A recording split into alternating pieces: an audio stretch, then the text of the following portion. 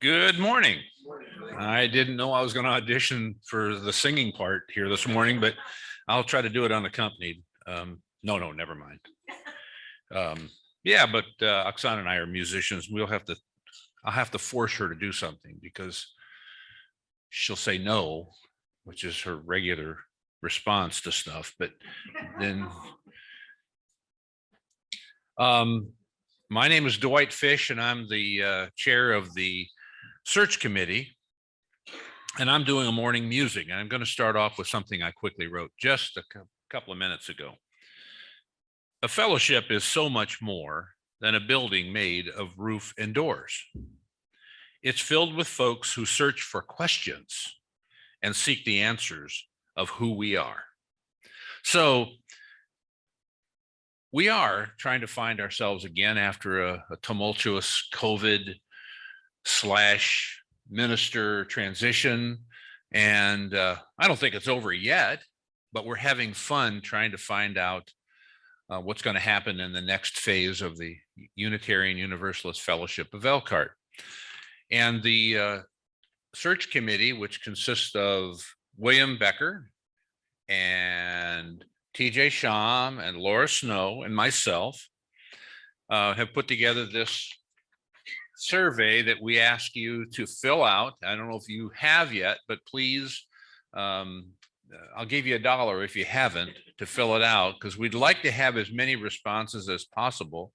It's been a good response so far, and objectively, we're leaving the questions in the box out there. So when our third-party arbitrator, who volunteered to do that, who will remain nameless, compiles the data, we'll have a vision of who we are, of what you say we are, of what you say we are, because we're kind of a congregation-led church.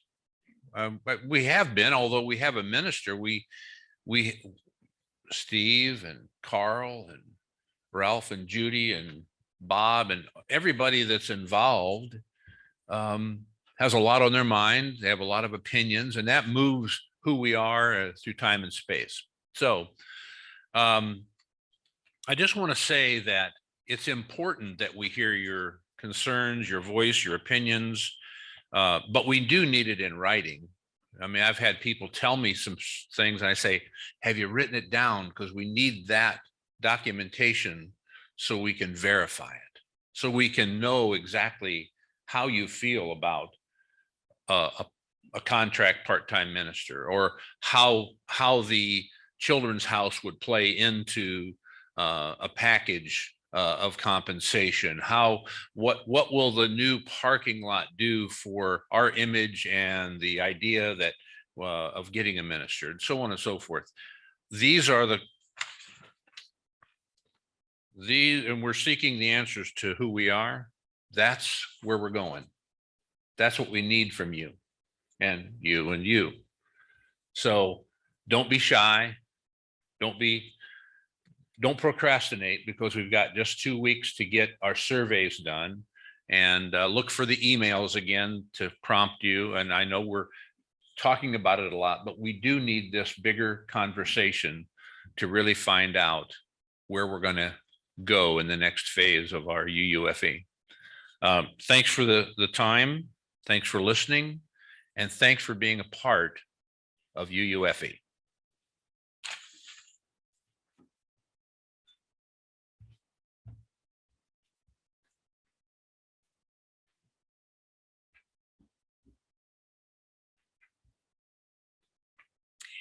We ring the gong 3 times, once for those who came before us and made a place for us, once for those who are here now, and once for those who will come after us and build on the dream.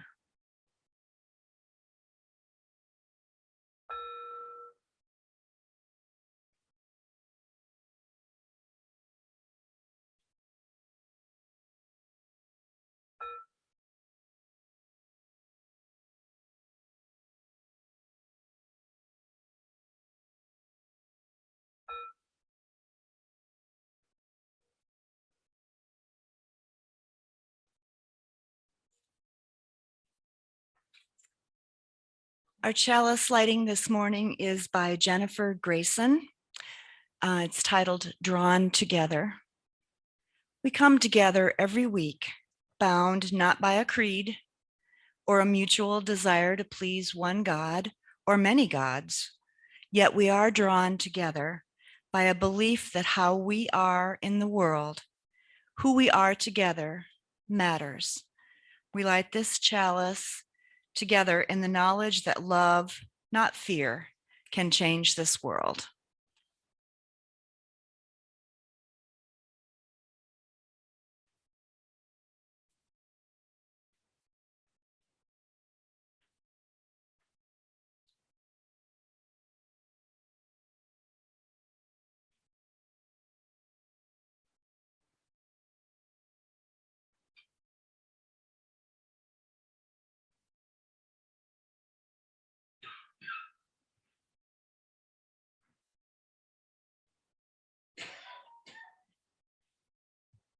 And now if you'll join me in our unison covenant, love, the spirit of this church, and service is its law, to dwell together in peace, to seek the truth in love, and to help one another.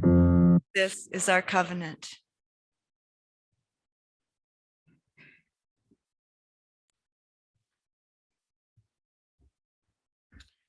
Our loose plate offering this morning will be shared with the Elkhart County Women's Shelter, as it was also last week, and we collected a total of $183, of which we're sharing 92 with them. So let's take up the offering now. Please give generously.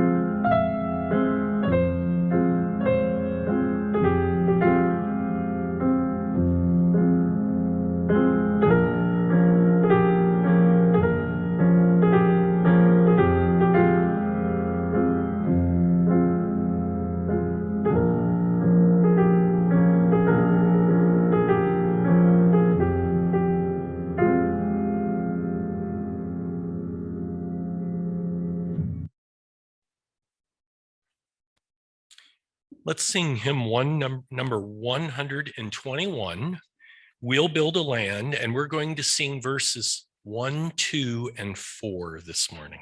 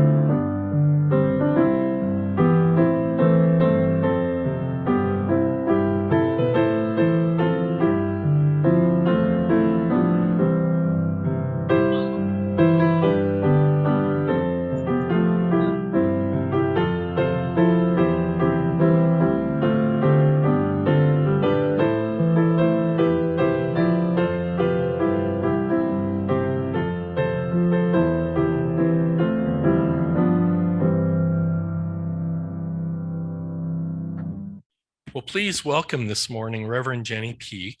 Jenny is a former student minister with us from several years ago and also served us during Reverend Amy's sabbatical. And she's now the minister of Pocatello, Idaho UU Church.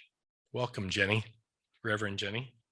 Thank you so much. And Jenny is just fine. Folks that know me know that that is what I go by. And I am just checking, is everyone hearing me all right? I thought we'd go ahead and begin with a sound check, even though we're rolling.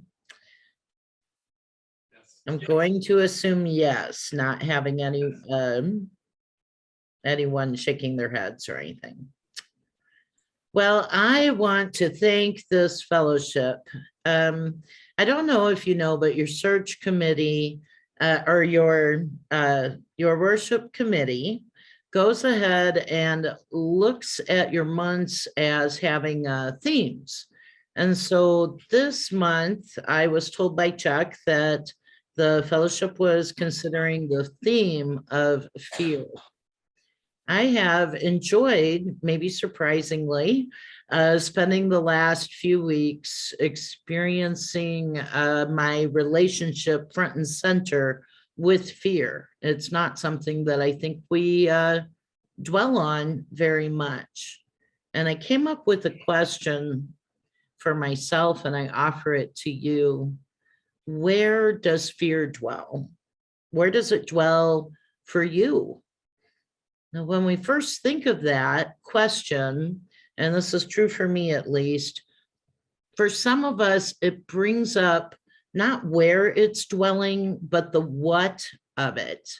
We might say, well, I'm afraid of climate change, or I'm afraid of volatile politics, or I'm afraid of the job interview I'm facing next week. We might name the fears. But I'm wondering and inviting us to explore a little more deeply, where is fear living with you right now? Where does it reside? For some of us, it can be loud and steady, and we can be finding it expressing itself in a constant litany of questions. What if this happens? What if that happens? Constantly imagining uncertainty and what might happen. And we can work ourselves up into quite a state, or we might be able to use that information to think about, well, if this happens, we'll have contingency plans. But maybe fear is dwelling in a loud, constant presence somewhere within you. Maybe it's quieter than that. Maybe it's more subtle, and the fear is sort of absent or silent until suddenly it comes crashing in on us. Perhaps a news story grabs us, or a meme or a post on social media grabs our attention and puts us into a tailspin. Maybe fear is showing up like that for you. I think I've had times in both of those examples. And as I continue to explore fear, I sometimes think of fear as dwelling perhaps right about here, ready for me to go into contingency plan thinking, or maybe it's down deeper in my belly, staying with me like a chronic presence that keeps me from fully getting through my days. I think I've experienced all of those, and perhaps you have too. I think if we were going to name fears, I'll share with you that sometimes they say naming a fear helps us combat it. And it was probably 15, 20 years ago where I had heard that little gem, and it just landed right as some little self-help improvement message. And it was name your fear and you take away its power. And so I thought, what am I afraid of? And I could sum it up with new things, And I found that to be kind of silly, kind of understandable. It triggered my compassion for myself. Well, yeah, new things can be scary. You don't know what you're going to do or face or how it's going to turn out. And naming it began a journey for me of finding perhaps some peace with fear. We may not be best of friends, but perhaps more or less I can find some peace with fear. Now, there's some fear that I think we tend to avoid, but then there's exceptions. I was thinking about the exceptions for me. Now, I wish I could see all of you. I'd say, raise your hands. And you still can if you want, just for each other.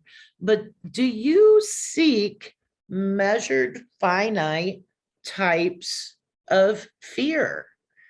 For me, as a young kid, as soon as I was old enough to get into our movies or pass for 17, I was going to see the movies such as Alien. I love Sigourney Weaver. She was such a tough character fighting the aliens. And then I enjoyed Stephen King. I read a lot of Stephen King. I read Dean Koontz. I liked scary movies, and I'll admit back in the day, I liked flat slasher films. I liked alien films. I liked psychological thrillers. I liked it all. These were measured experiences sought out to deliberately feast on fear in a way that where I knew I'd be okay at the end. I also liked thrill rides. Now you all are close to Kings Island in Cincinnati. It's not that far a drive. I liked roller coasters. I still do. I haven't been on one in years. And I remember Slingshot. The Slingshot at Kings Island looks like you're sitting inside a marble, a hollowed out marble, and it's stretched on these like bungee cords. And when they release it, you are sent flying into the air. And until it calms down of its own volition, you're just up there. And for me, it was a thrill. I don't know if any of you enjoy those kind of things, but these thrill-seeking flirtations with fear is part of my story. Maybe it's part of yours too. So we have this measured avoidance of fearful situations, of something new scares you, or something feels like it's too big of a risk, or we're going to embarrass ourselves. Perhaps we avoid fear on the one hand, or we flirt with fear in these measured little doses that give us some kind of a physiological response, and we're excited. This only takes us so far. It only takes us so far as individuals, and it only takes us so far as a religious community. If we are in the business of making meaning and supporting one another and trying to make a difference and do good in our respective communities, maybe we need to do a little bit better than avoid the scaries. It's totally understandable to avoid. We know that humans have faced and will continue to face fearful, immediate, imminent threats of danger. If we did not have a fear response, hide, what is that, freeze, or strike out, fight, or run away, if we were not wired to do those things, our species wouldn't even still be here. It's completely understandable and not something to be ashamed of that we have this fear response, and yet ignoring it isn't serving us well either. Nowadays, we have mega media. We have stories, whether they are true or false or misleading, flying around the globe in a few seconds' notice. Now, because of that, if we don't start to think about where fear dwells, what's our response to it, and how it's being worked against us, how we are being manipulated as human beings, then we are in for a world of hurt that we cannot protect ourselves from, and we cannot serve our communities or each other very well from. I was thinking about our principles. Unitarian Universalists have, as you know, our guiding principles, and two in particular seem to strike a chord for me in our talk about fear. One is that we would uphold a free and responsible search for truth and meaning. The other is the right of conscience and the use of democratic process within our congregations and in society at large. Now, both of these principles, I think you'll agree, are at risk if we are constantly having our fear, our very natural instinct to fear, played against us by politicians, by media trying to sell us on an idea, by people trying to influence us. And if we notice these highly emotive messages in our news, in our news feeds, if you're on social media, in our day-to-day lives, and we're tuning in, it helps us to be aware that fear is being triggered, that it's being done so intentionally, and that we as a people must shore against that. I was thinking about back to this first question about where fear dwells. Where does fear live? I don't know about you, but sometimes lately, with politics, with war, with lying and manipulation going on, and then also with really big, scary things like climate change, with ever increasing storms, droughts, floods, you name it.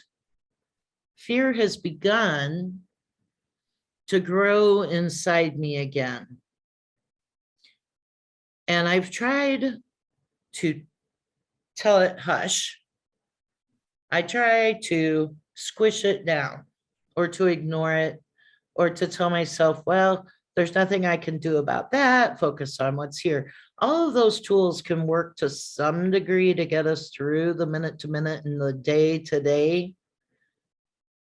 But I have another idea that what we really would be better served to do is to turn around and say, hello, fear, my old friend, if we dare call fear a friend. What are you trying to tell me today? And give fear, wherever it dwells in you or in me or in us, the floor. But then decide, okay, I'm not going to ignore you. I'm not going to fight with you. I'm not going to pretend you don't exist. But you get the floor for only so long. So I think these days I'm inviting fear to dwell perhaps on my shoulder for a minute and check in with fear. Yeah, we're going to talk to the UU Fellowship of Elkhart. Are we nervous about that? Well, a little bit. That's okay. It's all right. Or checking in. Maybe fear can be in the back seat when I go for a drive instead of at the wheel where some other part of me, my rational part, is taking the back seat. I want fear to go ahead, let me know what's on its mind. But maybe by tuning into it, I can be more aware. One, what are my fears? I can look at them rationally. How are they valid? How are they perhaps valid, but the very least likely possible thing that's going to happen? And I can give them whatever attention they're due based on that. And most of all, I can make decisions about whether I'm being played for my vote or perhaps to silence my voice. And I can act accordingly to that. And then I invite everyone to do that with me. Now, I talked with Chuck, who was the worship coordinator for today. And we talked about talk back, also being a time sometimes for questions and answers. And we decided to rename it Congregational Reflection. And so I believe there is a microphone that can be taken to people. And I want to know, where is fear dwelling for you? That's a question, but you can take it wherever you will. I really would love to hear from you today. So. Are we on?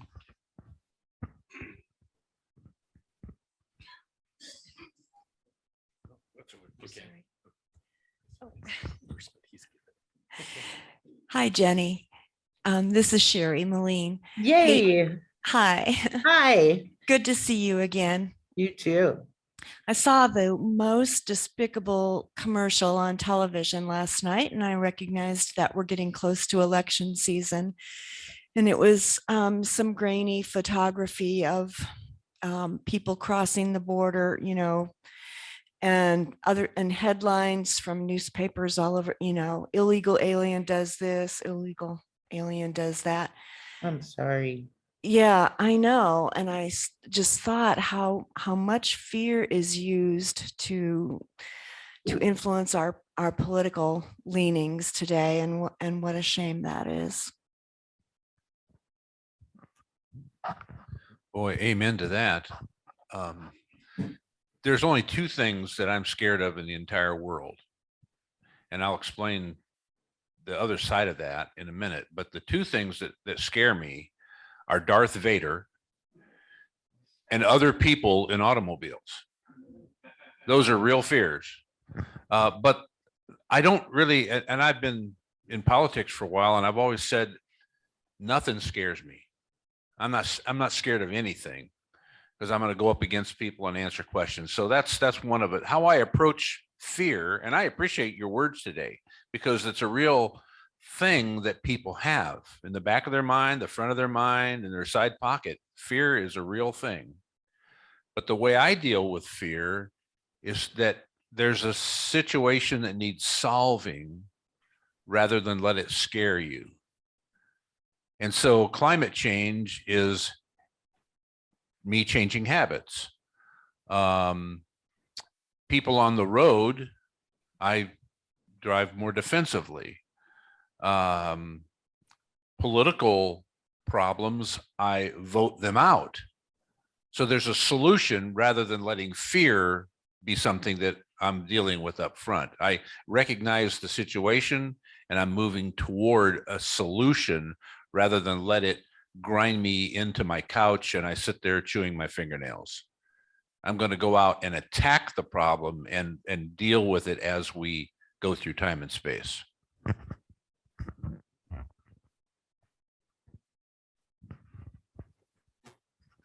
Hi, Jenny. Steve Kripe. Hi, Steve. Nice to see you. I really enjoyed your presentation on forcing me to think of fear maybe a little differently than I have in the past, but maybe you can give me a tip. Let's say I talk to him on my shoulder, or her, or it, and it doesn't want to go away. How do you keep it from gripping you? I know there's a balance in everything, and every situation is different, but there's some times where it might just. Do you have any nice things that work for you that if something just seems to keep pestering you, how do you get rid of that if it's possible? Right. So thank you for the question, Steve. And I'm going to tell you because I named one of my fears, like Dwight named his Darth Vader and other drivers on the road. Mine really is and probably always will be new things. I remember I was probably 40 the first time I drove a toll road where I had to stop at the little booth and put in change.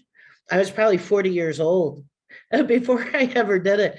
And I got to my destination and I called my sister and said, I did it. I did the thing. So here's the trick for me for fear. Sometimes when we face our fear,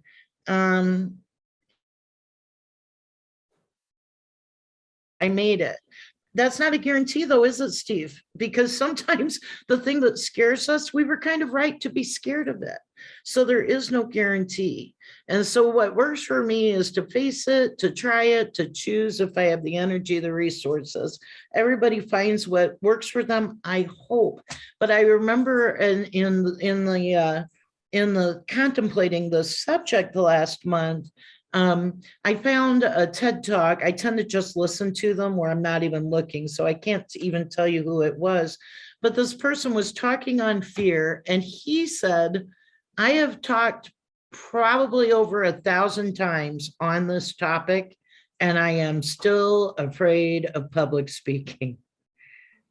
So that is perhaps learning to, okay, there you are, right? And so anyway, I have my resource team. I love having a therapist. I love having colleagues, friends, family members. Journaling is like a partner, like what's on my mind, all those tools. But no, Steve, if fear is a constant tapping on your shoulder, I feel you. Yeah. Hi, Jenny. This is Dr. Jim Barnes. Hi, And I Dr. want to Jim thank you Barnes. for your service. I thought it was wonderful. You know, the very first year I really started attending regularly was sort of at the end of your time of being an intern here, and just brings back great memories. I think you did a wonderful job. I think also, you know, as a physician, there's a part of fear that's very a normal biological response that's good. You know, if you touch a hot stove, you learn, gee, you got to stay away from stoves. My wife had a horrible automobile accident, and you look at automobile accidents, and you need to, you know, respect the other automobiles and drive defensively, just like Dwight said. It's one of the most fearful. But then there are other fears that are irrational, like, you know, getting up in public speaking. That's always one of those that I have a difficult time, and you just have to figure out some way to overcome, and you have to figure out the difference between what's rational and what's healthy. Thank you very much. Thank you. Anyone else? Chuck, you get a turn too, since you're carrying the mic everywhere. Hi, Jenny. This is William Becker. Thank you very much. Thank you very much for a great presentation this morning. I have an irrational fear. I may be irrational. Snakes unnerve me.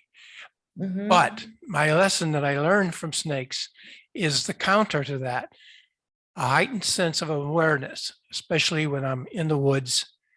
I'm aware, and it's okay to look down. That's my awareness. So I can see the snake before the snake sees me. You know, Jenny, I want to just share a couple thoughts. You know, fear is one of those things that is gets our attention, but when it gets our attention, I've tried to follow a different path, which just says fear is a reminder that we are finite on this earth, and whatever happens beyond is a mystery, but it does mean for now that we have to do good, help others, love people, embrace our family and friends. It's a good reminder, even if it's a worrisome thing. Anyone else? Thanks.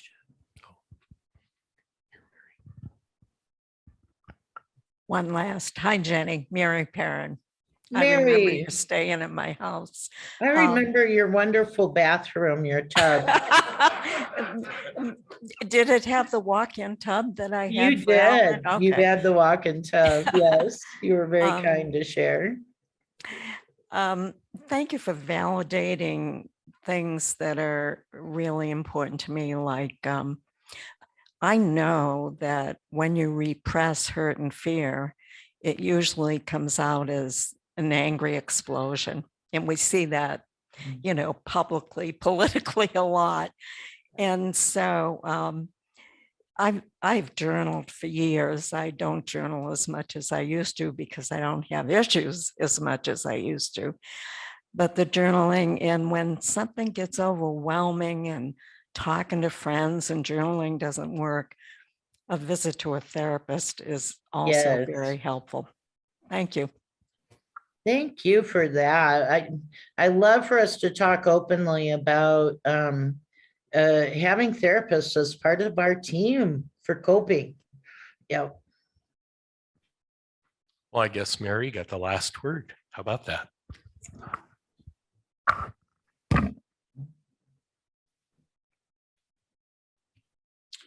Okay, we're going to sing our last hymn here, and you'll notice some special instructions on the sheet. So let me explain. I asked Lizzie to record this so that we could sing it through twice. And what we're going to do this morning is we're going to sing it, the lyrics or the verse normally the first time. The second time we sing it through, we're going to replace me with us. And thus it will sound a little bit like a community or fellowship prayer as we sing it. So it's hymn number 123, Spirit of Life. First time through will be wording come unto me, and the second time through will be come unto us.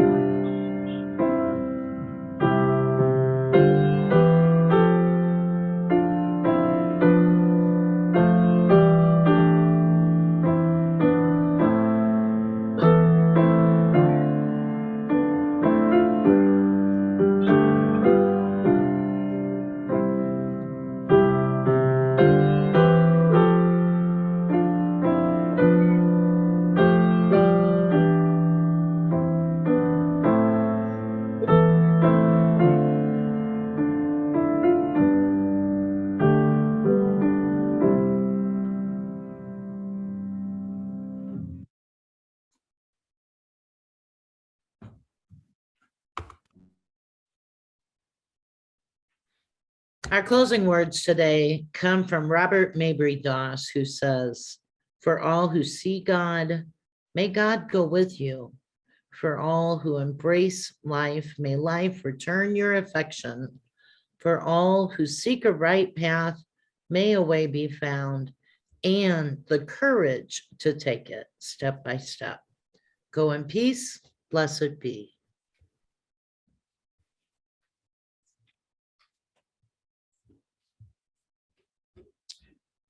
I hope we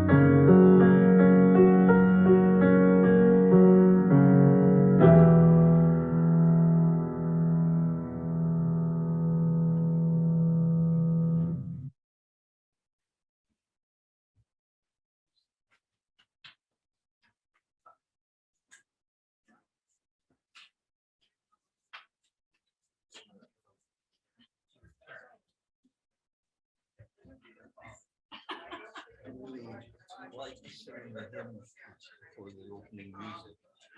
When it's just opening instrumental music, it seems to me it ought to be well worth it. I like getting us started.